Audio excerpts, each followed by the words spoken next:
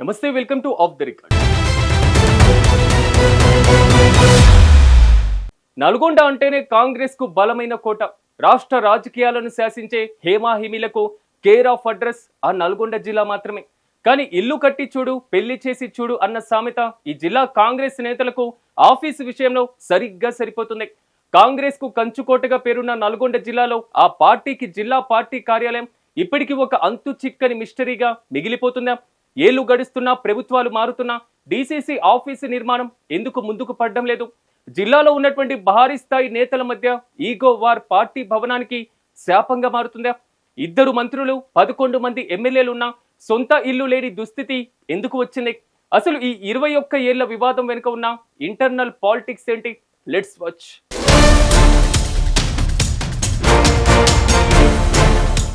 నల్గొండ జిల్లా కాంగ్రెస్ కార్యాలయ నిర్మాణం నిజంగానే ఒక అసంపూర్ణ గాథ.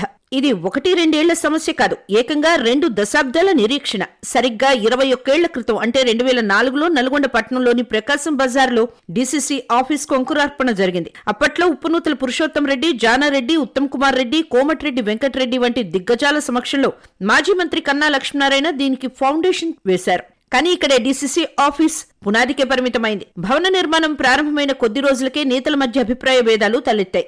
గోడకు కొట్టిన సున్నంలా నిధులు ఖర్చవుతున్నాయే తప్ప గోడలు మాత్రం పైకి లేవలేదు.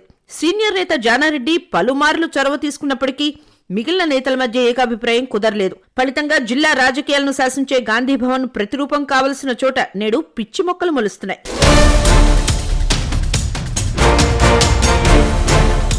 భవన నిర్మాణం విషయంలో నేతల మధ్య ఐక్యత లేకపోవడంతో దాని గురించి పట్టించుకోవడమే మానేశారన్న టాక్ ఉంది. సీనియర్ నేత జానారెడ్డి పలు సందర్భాల్లో పార్టీ కార్యాలయ భవనం నిర్మించేందుకు ప్రయత్నించినప్పటికీ పార్టీలో ఏకాభిప్రాయం కుదరక ముందుకు సాగలేదు. ప్రస్తుతం రాజకీయ సమీకరణాలు, అంతర్గత వర్గపోరు డీసీసీ ఆఫీస్ నిర్మాణానికి గుదిబండగా మారిందని క్యాడర్లో చర్చ జరుగుతోంది. ఇంట గెలిచి రచ్చగెలవాలి అంటారు పెద్దలు. కానీ నల్గొండ కాంగ్రెస్ కథ చూస్తుంటే మాత్రం రచ్చగెలిచారు కానీ ఇంటిని మాత్రం నిర్మించుకోలేకపోతున్నారు అనిపిస్తోంది. రాష్ట్రంలో అధికారం ఉంది, జిల్లాలో హెమాహెమీలైన నాయకులు ఉన్నారు. కానీ సొంత పార్టీ ఆఫీస్ విషయంలో మాత్రం ఎవ్రీథింగ్ ఈజ్ ఎ మెస్ అన్నట్లుగా మారింది పరిస్థితి.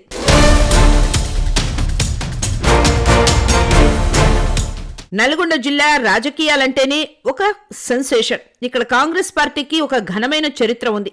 సుంకర భిక్షంగౌడ్ నుంచి నేటి పున్నా కైలాష్ వరకు ఎంతో మంది నాయకులు ఈ జిల్లా అధ్యక్ష బాధ్యతలు చేపట్టారు.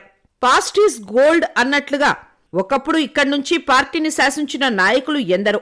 కానీ దురదృష్టవశాత్తు 2 ఏళ్ల క్రితం వరకు అధికారంలో ఉన్న బీఆర్ఎస్ పార్టీ జిల్లా కేంద్రాల్లో హైటెక్ హంగులతో పార్టీ ఆఫీసులు, ఎమ్మెల్యే క్యాంప్ ఆఫీసులను నిర్మించింది.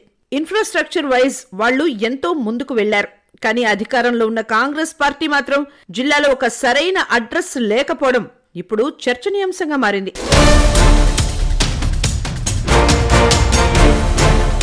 కంచే చేను మేసినట్లు భద్రత లేని చోట ఏదైనా సాధ్యమే.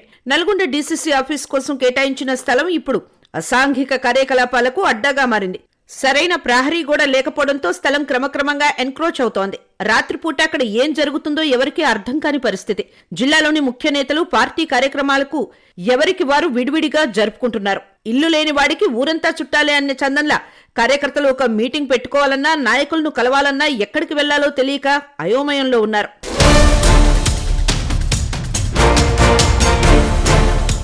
జిల్లా అధ్యక్షుడుగా పున్నా కైలాష్ కొనసాగుతున్నప్పటికీ కీలక నేతల మధ్య కోఆర్డినేషన్ లోపించిందనేది బహిరంగ రహస్యం.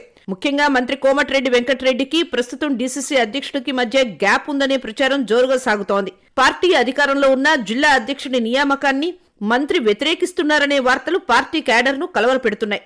ఈ కోల్డ్ వార్ వల్లే ఆఫీస్ నిర్మాణానికి మోక్షం కలగడం లేదని, కావాలనే అడ్డుకుంటున్నారని రాజకీయ వర్గాల్లో టాక్ వినిపిస్తోంది.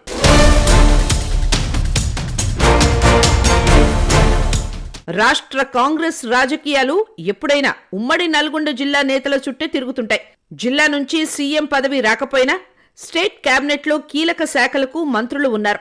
10 ఏళ్ల తర్వాత ఉమ్మడి నల్గొండ జిల్లాలో 12 నియోజకవర్గాల్లో కాంగ్రెస్ పార్టీ నుంచి 11 మంది ఎమ్మెల్యేలు, 2 ఎంపీలు గెలిచారు. జిల్లా నుంచి 2 కేబినెట్ మంత్రులు కోమటిరెడ్డి, ఉత్తమ్ కుమార్ రెడ్డిలు ఉన్నారు. సుదీర్ఘకాలం పాటు జానారెడ్డి రాష్ట్రంలో కీలక శాఖలకు మంత్రిగా పనిచేసి గుర్తింపు పొందారు.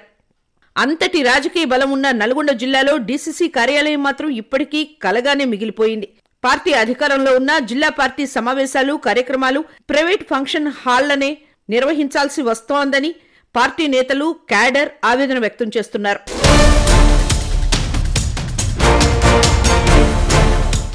నల్గొండ కాంగ్రెస్ ఆఫీస్ కథ, నేతల మధ్య ఉన్న గ్యాప్ పార్టీ కార్యాలయాన్ని గ్యాప్లో పడేసింది. 21 ఏళ్ల నిరీక్షణకు ఫుల్ స్టాప్ పడాలంటే మంత్రులు కోమటిరెడ్డి, ఉత్తమ్ కుమార్ రెడ్డిలు చొరవ తీసుకోవాల్సిందే. మరి నల్గొండ కాంగ్రెస్ నేతలు ఎప్పుడు కలిసి పని చేస్తారో, ఆ అసంపూర్ణ భవనానికి ఎప్పుడు మోక్షం కలుగుతుందో వేచి చూడాలి.